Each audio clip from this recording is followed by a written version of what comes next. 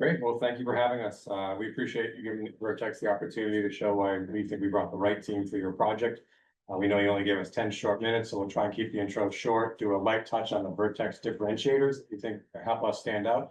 And then we'd love to double back during Q&A and kind of pick up on some of the slides we're already showing. So I'm Jeff D'Amico. I'm your project director. I have 23 years of experience being at OPM, the last 15 of which has been K-12. And so I'm the leader in the office in terms of the K-12 market.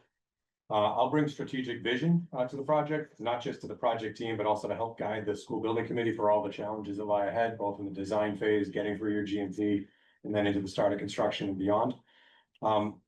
With me is Emily Saracen. So she's the project manager that I've been working with for the last 4 consecutive projects in a row, and I think she's the perfect person for your project, which is one of the reasons I brought her to this team. And I'll tell her a little bit. Hi, my name is Emily Saracen. I'd be the senior project manager and day-to-day contact for this project. I have extensive experience with MSBA elementary school projects and would like to highlight my recent experience at the Hardy Elementary School in Wellesley, Mass. This project was a classic built behind MSBA project, which consolidated multiple schools and housed the skilled autistic program for the entire town. Good evening, everyone. Matt Sturz, your project manager.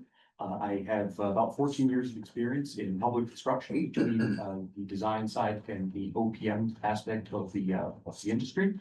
OPM work's been my focus for the last 8 years. I'm a licensed landscape architect in Massachusetts, and my role on the project would be to support our entire team throughout all phases of the project with day-to-day project administration and assembly of our deliverables.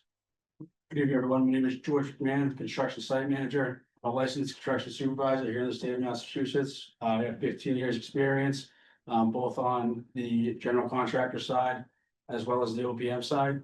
I'm proficient in net zero and in energy efficient schools. I'm on my 3rd consecutive build behind right now in a row. It's my 3rd elementary school. Excuse me, I'll be your eyes, ears, boots on the ground on a day-to-day basis during construction. And me and Emily worked together on a very successful Boston University project in the past. And I'm Tim Bonfatti. I'm a principal of Vertex, and I'm the founder of Compass Project Management, which was acquired by Vertex in 2019. I've worked with Jeff for pretty much most of his 24 years that he mentioned on many K-12 projects. We've worked on probably at least 10 that have gone through a debt exclusion. My role on the project is to work with him and you folks in terms of assisting as we have this very quick run up to the September votes. And I bring to that not only my professional experience, but I also was 13 years on school committee in my town. So I understand the politics and went through some overrides in that period. So that's something I'm very comfortable with, and I'll bring that here. And not with us, President Diane Gunther. She's our project accountant. She's actually on a flight to Ireland as we speak. Right now, I noticed reading your SD report when I looked at roles and responsibilities, your past OPM looks like they didn't handle the MSBA reimbursement. We do that. We actually pride ourselves on that. We manage that turnkey for the client. Obviously, when you get into construction, that gets more robust and a lot thicker paperwork that need to be tracked. We understand that cash flow is the lifeblood of the project, not only for the town, but for the consultants and contractors when we get to that. So we've processed and received back over $1 billion already for the towns and cities that we've worked for. On the bottom of the slide before we leave here is Vertex is a broader construction company and consulting firm headquartered in Weymouth, Massachusetts. Our OPM group retains a dedicated office of 49 professionals in the Norwood group, but our headquarters is around the corner from us. And what that does is that gives us the boutique approach of a small OPM firm, but the bench strength of a 600-person AEC firm that's just around the corner in Massachusetts, which we will utilize during design reviews or as other issues may arise, such as hazmat consulting or litigation. We have all that in-house as the time is needed. Quickly touch on this and can answer questions. This team is not only skilled, but available immediately. Emily is available 3 days a week currently, as is Matt, and so they can jump in right away. I brought George because his current assignment lines up where you've showcased the construction to start next summer with your schedule. So this team is available. Next slide. And this is a smattering of our school experience. So you can see I've led many school projects, both completed and the current list. Currently in the Hopkinton on a couple of projects and working with Emily and Rentham. And then you see Emily's portfolio as well, and Matt and George. And so this team has been working on school projects nonstop for their tenure at Vertex and Compass before that. And so we are a tried and trusted team that does K-12 work. Next slide. I know you've already selected CM at risk, but I want to explain some of the differentiators. Some other competitors out there always pick CM at risk because it's the quote easier street. We let the project dictate that, right? And we work with the clients to decide what's right for them because there are cost efficiencies with either of them. And this shows that we do a balanced approach with our K-12 work. And why I bring that up here is because we know where the soft spots are in CM at risk because we work on the hard bid side. We fill the gaps when there's not a CM. We do the logistics filling, we do the deep dive on the drawing reviews. That skill set is present in this team in our office. So I commend you for hiring Fontaine because they're one of the few firms that put a foot in both hands. So you already have a good CM that knows how to be lean, right? And that'll be important when it comes time to negotiate the GMP, that they're not trying to fill their plate too much as some of the competitors that are out there. And so we're happy to hear about that. You've seen this chart, all the taxpayers in town will see this chart as well. It's on the MSBA's website. You see leading up to COVID was a nice gradual climb. And then in COVID, it tipped up and it hasn't come back down since. And so when you compound those couple of years of COVID, it went up 30%. Our job collectively with your committee is to educate the public on why, right? You know, people are not tuned in the way our industry is tuned in, right? They're going to say, that's ridiculous. I saw a job 3 years ago that cost half that price. They're not wrong. We're coming back for our second job in some towns we've already built a school and have had to have that conversation multiple times. Hopkinton, I'm on my third project there. We actually built a project for them that opened in 2018. I had to have that conversation. We had to educate the public on why costs are up. That particular committee knew that they had a third project behind it. So we really spent time drilling down on the overall cost before town meeting to get the funding vote. And so we came in at $715 a square foot. That project is very similar to your job. It has one less year of escalation and it's a hard bid job. But at the time of the funding vote, it was about $100 something less than your number. I'm happy to report that we didn't stop at that point. The town wanted to tighten up numbers. We worked with the design team. We picked durable finishes and we delivered a project bid 2 weeks ago that came in below $600 a square foot, which is astounding. And there's quality in there. Very similar. And so what that does is it actually turns back $19 million to the town for the other project they have behind it and the ones behind that. It leaves a legacy that the school building committee is fiscally responsible and helps with the overall projects. And I know you have other aspirations in town with your other elementary schools and town buildings that'll need upgrades. So it's important to kind of have that metric out there on the lexicon. Next slide, I'm gonna turn it over to George to talk about the building. So as your basic kind of build behind construction, so to speak, it's really important that we develop a proper and safe separation between the existing school and the new construction. As we know, it's an elementary school kids like to wander, they want to know what's going on, they want to peek. So we have to find them kind of lining the construction fence to see what's going on. So obviously establishing that safe separation between the two is very important. With any construction project, you're gonna run into obviously impacts with traffic. It being a school, we have obviously the bus drivers coming in, all during arrival and dismissal. Those are like obviously the most impactful times. And what we normally like to do is what we call blackout hour. And that's when we eliminate any type of deliveries or construction vehicles from coming in or out during that time. We've also in the past have manned that gate, so to speak, either provided like a crossing guard or someone to help, you know, any pedestrians or any other personnel that may be there. And if a truck does pull up, hey, send them on the way so that they're not stuck in the middle of the traffic, causing that traffic jam. Constant lines of communication. So I'll be your day-to-day contact in the field of construction. So whether it's the principal that needs to get the hold of me or the facilities director, I'll be the guy to contact. Cell phone, text me, email me, I'll be the one to go to. Continuity of building operations. So in different phases, obviously this is extremely important. A lot of utilities and stuff, I don't want to say stuff, a lot of utilities that are on your existing school may serve as a path to your new school. So whether it be a water line or a gas line or something along those natures, we often tap into those because the location, and then we bring that to the new school. So we do that stuff on off hours on weekends so that we can make sure that the current school continues to run how it's supposed to, and that the new school will also benefit the construction schedule. Also, we do that with coordination with all the police and fire to make sure that the AHJ and everyone's happy and that we have a safe, secure site. So Vertex takes a proactive approach to turning the building over, so much so that Jeff was showcased at the MSBA Story of a Building seminar, leading a presentation on effective project closeout. So starting about a year prior from substantial completion, we'll assemble the right group to help create this transition plan. This will include move management and FF&E tech and procurement and installation processes, but also drill down into much further detail. We'll also develop a color-coded transition schedule for critical move milestones, so each party knows exactly what they're responsible for, and we'll have alignment on our goal of a smooth transition. We'll strive for effective communication, including distributing information to those who need it most, including one-page memos that go out to the school staff themselves, so they're prepared and knowledgeable for what's to come. At the end of the project, there's often several changes or additions that come up, so we've implemented a process to streamline that with our user request form and warranty service request forms to quickly address any issues that arise. So move management is obviously very critical for yourself. Having multiple schools all consolidating into one. Emily and I led that process in Wellesley where we had 3 schools consolidating into 2. And so we had several layers of move management through the swing space. 3 summers in a row, 7 schools were affected, juggling furniture around because they didn't want to throw things out either. So we had to redeploy all the other furniture. So we understand the number of moves that are necessary for your particular project. And so that takes communication to be pulled off comfortably. So Vertex goes above and beyond the standard MSBA building commissioning, which essentially just verifies that the building is functioning as designed. And we do this by leveraging our strategic partnership with Integral Data Systems, IDS. They help us bridge the gap between the design and the reality of the owner operations of the building. This helps to optimize the building efficiency, save money on operating costs, and secure the mass save rebates.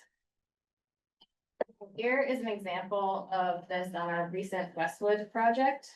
You can see here in blue, the model peak demand versus green, the measured peak demands. And as we involved IDS in evaluating this project, you can see at the end how we close that gap. Some of the keys on this slide is like that starts with the school opening right at the beginning. So those earlier months, you're still going through commissioning, you still have a high demand. But what happened here is in the summer, they're not turning demand down. It's a new asset in town and everybody wants to use that. That needs to be built into the operating costs. If the school needs to know how much money they need to set aside either for rental fees or to budget that in their operating costs to make sure they can afford the utilities on day one. And so this identifies where some of those challenges are. So as I mentioned, I'll be working with you and Jeff to help with the leading up to the September votes. You know, it's obviously it's a short runway of time and it's during the summer, so I think it has to be creative and kind of be nimble and really reflect the situation we're in with that. You know, one of the things, we just finished a consolidation project for Stoughton High School, which was Stoughton Elementary School, which consolidated. And that we did a very strong effort to go out and put community signage, not vote yes signs. That's not our job, but just to advise people when forums are happening so they will attend. That was something that we made sure the message got out quickly. That's something else to the votes.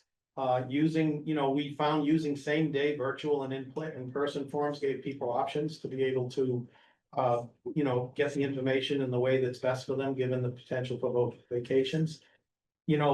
Obviously stressing these points that you can see there in addition to the infrastructure benefit, the aging infrastructure, but reducing the future costs. I know you've been doing that in your videos and in some of the work you've been doing on the website. Open space, the consolidation of a lot of the special ed programs is going to open up space at other schools. I think that's something that should be, looked at and have an answer for. We visited the site, the traffic. We can see, even without being at a high traffic period, how complex that is and why it's a concern, particularly in Wilmington. Dealing with the fields and the scheduling of the fields, the fact that those are going to be overtaken now is something to be dealt with. And then, all the improved specialized learning opportunities that the new school will provide, at least the north side of town, I think is an important thing to accent it, particularly that side of town out. And then it's a real sprint come September 1st when school opens and people are back into thinking about this and using the opportunities that the elementary school calendar will give us for parent information nights or whatever to make sure the message gets out. And I've included that quote because I'm involved. I'm also the principal project director on the North Attleboro High School, which we just had our positive vote this week on a pretty substantial high school, a pretty substantial investment. As you can see, it allows your very competent yes group to trumpet the project when they go out into the town. And that's kind of our job, to make sure we give them the information to do that. In the wrap up. Yep, so Vertex is really excited about what we do. Whether it be George there in the bottom left, teaching about geothermal.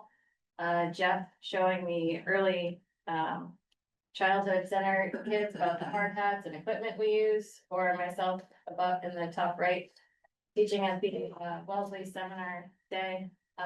We're really excited to engage and connect with the students in any way we can. Tried to keep it brief, Yeah. we're on the 10 Yeah. minutes. So No, it's all sorry if great. it was too Nope, fast, It's but all great. happy to go back. Thank you very much. So on behalf of the committee, I'll be the primary person asking questions. And then if any of my colleagues have any follow-on questions, they will certainly let me know and I will let them engage with you directly. So the first question is, maintaining consistent leadership and management throughout a project is critical to success. Please explain how your team, your firm plans to maintain that consistency. Additionally, can you provide any guarantee that we will have the team that is here in person tonight?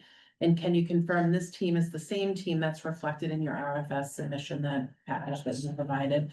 And how will you handle any personnel changes, if any, if you are selected for the project? A lot of questions in there. I'll take them in reverse order. So, this is the team that was in the RFP. This is the team that we're committing to the project. Beginning to end, if there are changes, that's a conversation with the committee, right? You know, we have to ask permission if we had to change anybody else. This is the team that's available and has the skill set, and so we're committing them to the project. I'll let Emily talk about herself being the continuity from beginning to end of the project. Yep, so, I'll be here from beginning to end, available 3 days a week, starting right off the bat. And I have, one other project going on, but I can hit the ground running and plan to stay throughout the closeout of the job. We don't switch people out without a reason. Rarely, but occasionally they've left the firm or a reason like that. It has to be something that's important. I mean, Emily, this team you see here around their projects, they haven't been switched out of video. We're available to lead the process through the day to day, and I'll be here as well. Right? And so Emily is the continuity and Matt as well. And so they'll do all levels of management. We like to keep everybody involved in all aspects of the project approach. Thank you. Next question is, what differentiates this project team in your firm from other OPMs? If you can describe the role and involvement of each of your project team members, as well as the access they have to other internal resources. No, it's a great question. That's why I kind of threw out the boutique OPM comment, because we have a senior project manager meeting every month, right, where we're actually sharing information. As you've seen from our portfolio, we have a lot of MSBA school projects going on, whether it's high school, middle schools, addition renovations, new construction.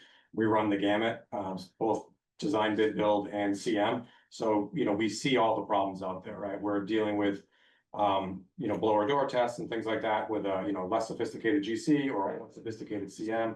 We have post occupancy issues. We share those lessons learned back and we feed it back into the pipeline, right? It's important as part of our drawing review.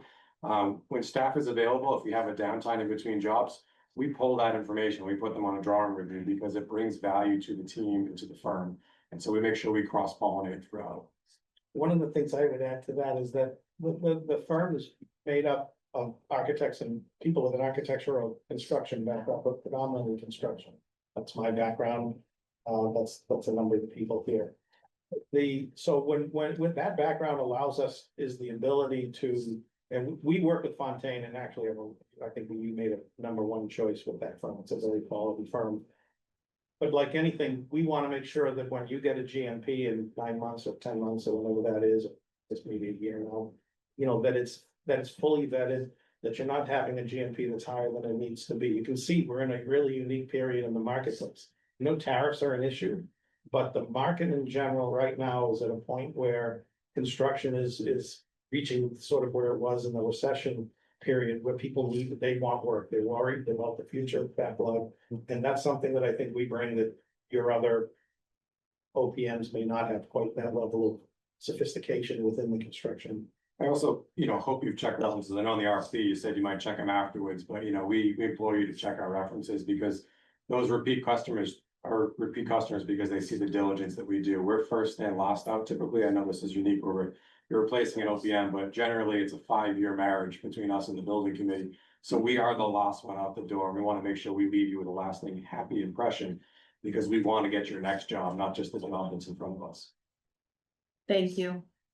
The next question is as follows. Please explain your history of and methods for keeping projects on schedule and costs under control.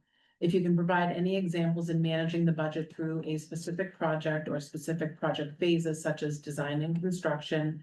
And if you can provide an example where you were able to save money working on a project without compromising the project at hand. Sure. I can, if that, we believe that change management cost control begins during the design phase. We like to think that now some prevention is worth the pound of cure. And that we want to do design reviews, and educate ourselves on the designs. And with our past experience with both Fontaine and with Dory Whittier, we'll be able to look at past jobs, change order logs, see what kind of items were learning experiences in the past, so that we can make sure that we carry those lessons forward to make improvement on the current set of drawings. At each phase, we'll do a drawing review in parallel with the commissioning agent that the MSBA will provide to again put another set of eyes on that, draw on our individual backgrounds, perspectives, to really try to vet the drawings as thoroughly as possible. And then also follow through, the image up on the screen is our change order, our drawing review log, so what's the comment, where do we find it? And most importantly, the status, right, closeout, so we get it, we send it to the architect, we don't want the response, and we'll get to it in DD, right? And then we actually look at it at the end of DD and make sure they actually delivered and responded to it, so not just send it back, get it back and put it in the file drawer, but actually follow through with it. I'd like to give two more examples, one I'm actually very proud of, in the fact that in COVID, all the projects were under tremendous stress on the escalation that we see. Vertex is the only OPM, and you can look at the MSBA's table and look at this data, the only OPM that did not have to go back to town meeting for a substantial override. We had 3 projects bidding during COVID. None of them came in more than $1 million over budget. We're able to use the contingency to actually award the job without delay. We did that through our cost rigor, right? And actually doing bid management. So having alternates lined up and making sure we could actually award the job on day one. As you get to the end and the CM is willing to give back contingency, we could buy back some of those, the wish list, if you will. We tried to do that in a way of pushing site costs like that you'd normally do at the end of the job, like the landscaping finishes and things like that, to the back of the job. So it's kind of that just-in-time delivery. When you get the money back, you can then pull the trigger on upgrading the landscaping and site finishes at the back end. The last point I'll give you is in the town of Hopkinton. One of the things I pride myself on is holding the engineers accountable. Doran Whittier is a great team. You have a lot of good consultants on your team, but they have their own vested interests, right? They want to be conservative, and that's great for them. But the mechanical engineer on the Charleswood project put in more geothermal wells than they needed. They wanted 160 wells for 176,000 square foot building, which I knew was over designed. I'm not an engineer, but I knew it didn't smell right. We compared it to all the options in the office. We cross-pollinated with our other PMs, and I put a table in front of them and said, show me why I'm wrong. They agreed before we went to town meeting for the funding vote to drop from 160 down to 130, and that still gave them a cushion of comfort. After town meeting, we got our money to do the test well. Ultimately, it came down to 116 wells. So tell me how 160 was the right number. That was an extra $1 million+ would have had to ask for the town for money that we didn't need. And it wasn't anything malicious, but just like structural engineers that over design, mechanical engineers and electrical engineers can do too. So we just want to make sure I pass the sniff test and hold people accountable for their respective jobs. Thank you. Next question is explain how you, the project team, will handle coming into this process in the middle, essentially starting at phase 6 in the design. And how will you overcome not being part of this team through the first 5 phases? And what have you done to prepare up to this point for this assignment? And what will you continue to do in order to hit the ground running on day 1 if you should be selected? Yep, so we have our project approach for the first 120 days. So we first want to understand the voter education campaign. We want to talk with you and everyone on the project team and identify the project challenges, integrate ourselves in the meeting and planning structure, and develop a strategy for communicating the project to the town voters, as Tim alluded to earlier. So, things that happen afterwards, understanding the long-term, near-term solutions, right? So we can integrate ourselves in your project team. Many of our work in the higher ed, we get in after a feasibility study is done. There's just the designer and the owner. decisions are made. Our job is just to come in and validate, right? You have a CM, you have a schedule, they seem achievable, but we just drill down and we pose the questions as why, right? Why did you make these assumptions? Are these correct assumptions? And then we engage. We're not looking to undo any of the decisions that are here. We're still here as a guest. We understand relationships have been made, decisions have been made. We just want to understand them and validate that there's no adjustments to them. It's best done at design development. There's still time to adjust. Obviously, you've locked in the size of the building and the overall cost, but you've not made finishes decisions. You've not made detailed decisions. There are ways to save costs and do things better, and there's plenty of time to do that. And you know, a year worth of design is more than sufficient for us to get involved. We bring a rigor to project management, and you know, although people may find it intense at first, at the end of the day, they're thankful because we meet with a purpose, right? Everybody in the committee is a volunteer.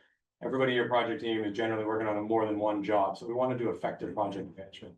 Tim and I send all of our project managers to an essential facilitation, which basically is meeting management skills 101. You come up with a desired outcome, you prepare for a meeting, and you deliver in an effective way and execute with the meetings. It makes meetings more efficient and faster, right? Because time is money, and we want to make sure the right decisions are made and teed up. Context is important. I don't know what your prior OPM did, but building committee meeting packets, making sure you have the meeting materials ahead of the meeting, not coming in cold. If you come in cold, you're reacting. Guess what? The next night you thought of something else, right? And so you want to make sure you have that material at least 24, ideally 48 hours in advance, so you can come prepared to make discussions. It's not enough to say, we checked the box, we covered that topic, right? I want you guys to buy in because you're the ambassadors to the town. You're the ones that run to the people at the grocery store. We want to make sure you understand what the designers are selling you, because some of these topics are very complex, such as sustainability, right? And that's the questions that are going to come from the general public. So really understanding that is important. And I would also say, you know, we've done 2 projects with Fontaine. Very successful. We've done more than 2, maybe 3 or 4 with Doran Whittier, 5 school, 5, stations. And so we know the principals at those firms. I will tell you that I've spoken to both of them about this project because that's one of the ways we come into prepare is we want to understand context of what we're working with. So our goal really in the beginning is going to be understanding Wilmington. That's not a town we have worked in yet. We're pretty confident in our ability to be able to figure that out, but that's something that I think we'd spend a lot of time on, that aspect of it. We did preparing for this. There's a lot online we were able to find. There's a WCTV keeps your meeting minutes, your community forum videos. You read the SD report. You actually have an active media, it looks like, in Wilmington, which is unusual, that has stuff. Obviously, the SD report was published, so you know, we feel we know what we can glean. Obviously, we don't know everything. We need to spend a good kickoff meeting to understand all the concerns people have about the project and what we need to be focused on. Yeah, sometimes it's fun reading through the journey, right? We put SD reports together for a living, but when you come in cold and you look at one, as we're starting to kind of work our way through it, you know, some of the earlier renderings showed the buses in the traffic loop switched, and my immediate response was that looks like it's gonna back up onto Bullard Street. And you know, and then all of a sudden you get to the renderings and it flipped around again, right? So obviously you guys have spent a lot of time thinking about the pros and cons of how you kind of manage traffic. And that's just one example of how we're immediately, our gears are spinning as to how to improve this, because the worst thing in the world is to have that lost vehicle back up into the public road and it grinds to a halt on the first day of school's open, right? So making sure you bring those lessons learned. And you know, is there a gate there to stop the through traffic during school recess, right? And so thinking about those things that are important to you and flush those topics out or something we bring to the table. Thank you. The next question is, what challenges do you, the project team, foresee with this project? And can you provide examples of how you have addressed some of the challenges in the past? If you can provide examples of any significant problems you have encountered and how you were able to recover. So one thing we discussed in the walkthrough was the abutters that are close to the building. So we would definitely work to establish a relationship with them right away. We would establish a project email that they could get in contact with us, provide both of our contact informations right away. And offer them pre-construction surveys, sort of try to put their mind at ease in any way possible. I mean, the facts are the facts. There's going to be a 3-story building next to their house, but we can help them through the process and sort of maintain that positive relationship, sort of get ahead of that challenge. So Emily did that, and we did that on Wellesley, I also did that on Ashland, so you provide that survey, it's a free service, they come in, they can actually videography the entirety of your house. It protects both sides for cracks, and somebody came to Emily and said, I have these cracks, and how did that go? You were able to. pull Yes, data. well, right, the house was at, I think, 110 Yeah. years old or something, but. We all forget where the cracks are in our house, so they came to us saying at the end of the job, that like, my house now has cracks in it, and so we were able to pull the tape and send it to them, and they were satisfied because they saw the cracks in the videotape. That avoided a lawsuit for the town. It was a nice to have, it was very low dollars, you know, it's a decision you guys can make. And we've done that in multiple towns. We also have, you know, neighbor meetings too, one-on-one, not one-on-one, because I don't recommend that always.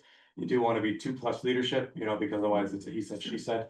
And so but we do act as your liaison with your authority to do that. But that project email can be, you know, go to multiple people, and then we would be the point person, kind of be the liaison back and forth. We Yeah. also put, Good, Joe. I was gonna say, we also put project notifications if we're gonna be doing anything near their house, like, for example, Arlene Lane, that's gonna be a pedestrian access. If we're working back there, we would go put a notification, you know, on their door, just to give them a heads up if they don't see our weekly blast that comes out, just to make sure that they're on board with everything going on and they can talk to us if they need to. Yeah, I just want to add to that. In Westwood, I had 21 neighbors that every week got a separate update that the rest of the town did, because these ones affected, you know, their housing directly. There's, you know, 2 frequent flyers, I would say, out of the 21 that would constantly call me. But I was always available, would respond within 24 hours. If I didn't have the answer, I'd get it for them. We also did the pre-blast surveys. We did a lot of blasting, same situations with, hey, we have cracks, stuff like that. You know, come to find out, it was just dirt. You know, one of those types of instances where, you know, doing the prior process and the steps and putting them in place kind of gives those neighbors that could be problems kind of comfort. And even though they're talking to you, they may call you every day. Being there, responding to them, at least lets them know that, like, hey, their voices are getting heard, and that we're not just kind of like pushing it off. And they appreciate it, especially in the summer work, when you start to work Saturdays, because you are trying to get the most out of your summers. Sometimes they like to know in advance. If we had a long pour day or something else coming up, so they could plan out accordingly as well. One of the. Yes. Go ahead. Well, I just was gonna make the point, I think one of the real opportunities in this project is to take advantage of this economic climate. I say that very conscious of the fact that the tariff is that issue is still out there and has not been settled, although I think it's gonna settle at a point where it won't overtake the market friendliness that's happening right now. And I think while you can't change the appropriation, you know, because the MSBA is gonna approve that deal and that's gotta stay consistent through the course of the votes. I do think we are looking at projects that we've appropriated a certain amount of money, and we're setting targets to create savings real early on. Because that's money that is available, gives you flexibility. Jeff mentioned this, to use if you wanted to upgrade some of the other schools or there's some other needs in town. It's there, and we want to just make sure we try to access this. This is I think this is a unique period we're in, and I've been through this for quite some time. Thank you. Since we're talking about others, how would you balance the benefit of working, as you said earlier, maybe off hours and on weekends, with other concerns, about nose dust, et cetera? I would balance it. Yeah, how do you balance the benefit of working those extra hours with, if I was being annoyed with that? It's a challenge. I mean, you know, to work off hours, a lot of times is a reason, right? So we're doing, generally, we're not doing off hour work unless we're doing utility cuts in the street, and that comes with a rationale, like that is a thoroughfare for you, right? Going through, like, with cut through traffic and all things beyond the school. So the public way would be what I would see the off hours. Yeah. The Saturday work certainly, you know, is the reality, I think, at different points. Once the building's enclosed, you can get away with it more. You have that natural buffering, if you will. But at the end of the day, you know, you guys dictate with your CM what the opening date is, right? And then we hold them accountable to that. And they have scheduled float and they can use some of that, but at some point they've got to recover their schedule if they get behind. Mother Nature is the one thing that, you know, it's hard to control early on with the foundations and site work, but once the building's enclosed, you know, it's much greater control of the overall schedule. You get your most bang for your buck with Saturday work at the beginning when you have the least number of subs on site, because you're only spending a little bit of money on premium, and you can catch up and build in buffer in the schedule. So you will see every CM usually try to do that early on to kind of to grab back some time in the schedule. And I don't know Wilmington's building code, but normally there is restrictions. They have to get permission to do extended days. You know, build that in anyways in the bid documents, but, you know, Saturday work, when we use it, it is very effective because it can set up some real progress the following week, but I think we would want to make sure that it's not the most obnoxious Saturday work. Usually it's a later start, like 8 AM by town bylaws generally is. Yeah. 6:30. That's what I'm gonna touch on, is the the town bylaws is kind of what we go off of, so if, you know, if a neighbor's upset or whatever, and it's, hey, it's 7 to 7, that's kind of what they allow. If it's gonna be obnoxious, like concrete pours, those are long days, those start at 6 AM and sometimes they go to 11 PM. That's just kind of how it is, those are one-off days, and we explain that to the neighbors, that they understand, we notify the police department, the AHJ, let everyone know that like, hey, these are one-off days, this is gonna happen every day, so they understand and they're aware. But yeah, dealing with them, kind of dealing with any Saturday work, off-hour work, normally Sunday work, like, that's not allowed. And if it is, you know, we have to contact the police department and the AHJ to make sure that they know, and then my weekly blast out to those neighbors, those 21 or 10, 15, however many you have, they already know that come Thursday, you know what I mean, so it's not news to that. Are your butters already asking for mitigation or specific requests? Because that always comes. It runs, there's been a lot of asks, there's certainly a lot of concern about the project, and certainly, what I would just suggest is that we just put up a recent community forum information on the website, which would give you an update, you know, on that, so. I certainly want to answer that question in depth, but I want to be respectful of the other questions too, and just make sure that we give you an opportunity to answer. But certainly there's more information available. So if it's okay with you, I'm going to move to the next question. As you know, we're working towards a successful town meeting vote and ballot box vote this coming September. With a yes vote, we would officially be bringing the new OPM on immediately following those events. Describe how this project team would successfully engage with both the town and the community based on a similar project you have worked on at this current stage moving forward with the project. Yeah, I'll start it, and, you know, so as I mentioned in a lot of what I put up before, but we need to understand more about the context of where the town is in terms of outreach and how it's been happening. As we understand it, there is actually a pretty visible yes group that's been around town, so that's a positive, and I think when we look at engaging, and I'll use North Attleboro as the example, because that actually, I think, that was a $280 million project. That was a lot. The town of Attleboro's, you know, similar to Wilmington in terms of size. And that actually, you know, we did a lot of work. We had a separate communications committee meeting. I know you folks, I think, have a separate communications committee, subcommittee. You know, that committee would meet every week, and we talk about how can we get information out to the public and get it in a way that's compliant with the campaign finance rules, and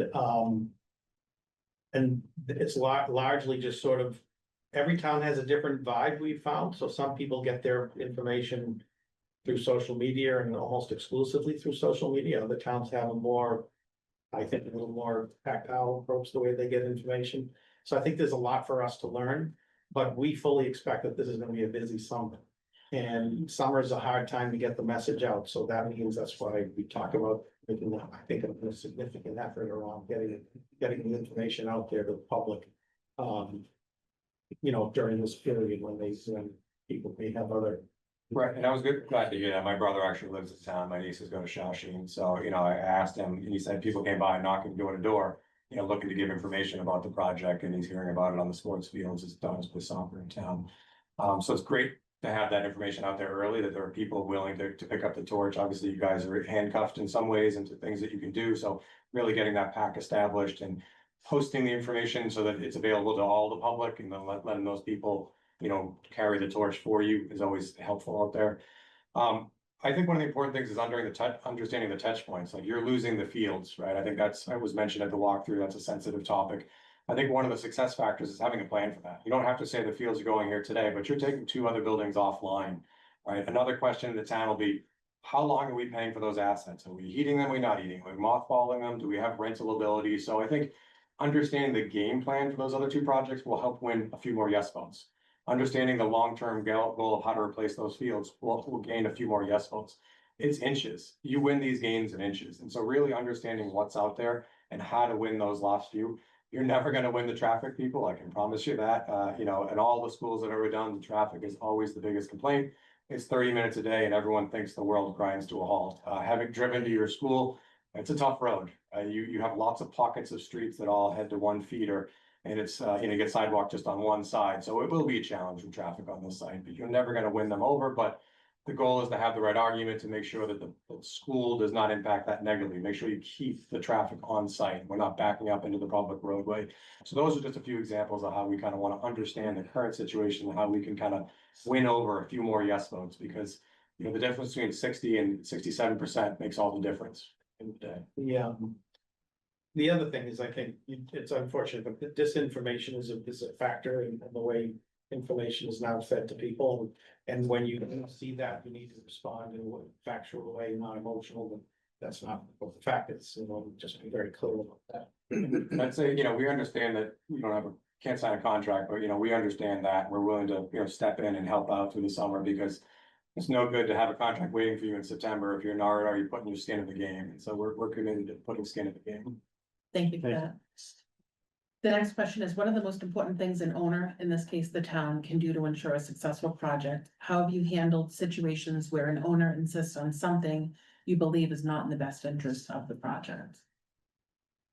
Well, you should go over the training we do on leadership training. We do training on leadership. That's one of our taglines: leadership, collaboration, accountability. And one of the case studies that we did was, how do you deliver difficult news to a client? So Emily can do it. She went to the training. Well, yes, and I was gonna touch on, one of our, major concepts that we talk about, which is project ego versus personal ego. So it's that idea of, getting everyone aligned, working towards the same goals, and whatever is best for the project itself. So that extends to all the consultants, the building committee, the school committee. There's many vested interests on your building committee. You have a very large committee, which is great that you have that amount of commitment to the overall project. Each of you wears a different hat, right? You're here for the school, but you're also here to support the other vested interests you have. You become the ambassadors, right? Understanding what they are, go to your groups and diffuse the situation by understanding what the challenges are, and are there ways to kind of work that out. Ultimately is a goal. We try and help. One of the nicest ways that help clients from themselves sometimes. Sometimes a client a building committee might latch on to the first thing they see. We educate them about the political ramifications of that. Is that the best thing for you? Today, Emily, we're in a meeting today, and the designer was presenting a rendering and a feasibility study, and it was a beautiful rendering. And had a massive 2-story canopy hanging over the courtyard. And I said, that looks great. Do you really want that to be the first rendering you put out there in the public? Because they will remember that. And they're gonna call this the Gilded Lily. And I appreciate what the architect's doing, and it's great. But that to me is gonna be a red herring, and that will hurt you for years to come. And what do you say? You really appreciated that, both the town manager and the school committee chair said, you know what, Jeff, you're right. Let's take that one out of the slide deck. Let's make sure that doesn't become at the forefront of what we're doing.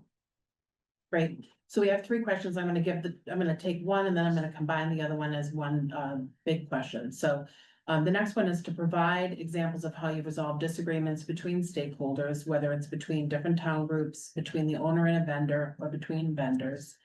And an additional add-on to that, for example, if, a lot of this is quality control, making sure that the work is done and you have construction people on site. Can you give an example where perhaps you felt the work quality of a given aspect was not done correctly, whether it's the pouring of a sidewalk or tile in a bathroom, and how you've had to engage with the vendors to make sure that that workmanship is done correctly? I can touch on that. So as far as quality control goes, so we use a daily online break-in report, application called break-in. What that is it's my own reporting, filing that sends out to whoever in the committee would like to see it. What we do with that is it tracks, it'll track, any work that's being performed at that time. Any incomplete work that we don't agree with, or non-conforming work. So we'll have non-conforming work, like that's addressed, we bring that up. That's already taken care of as far as being tracking. Now, only being tracked on that, but usually on the CM side, they're tracking it as well. And ultimately, when it comes down to the requisition at the end of the month, like when they're trying to pay for, when they want to get paid for that sidewalk that has cracks in it or whatever, that's where you hold the money back to make sure that that remedial work comes in and actually gets completed. So that's kind of like the big thing is you hang the money over their head and say, you're saying 100%, I'm saying 75. So you kind of play that game with them as far as, quality control and making sure that, hey, the town's paying, $150 million for this project, like they get what they deserve. So like, make sure that, you know, you put your foot forward and get what you need to get. And whatever it takes, whatever it costs you to rip that down and fix it, it gets done or you don't get paid. So that's, you know, the quality control, we bring in, you know, third-party testing agencies. That's something that I'm directly responsible for, so we do that for soil compaction. You name it, I could go on for a long time about that stuff.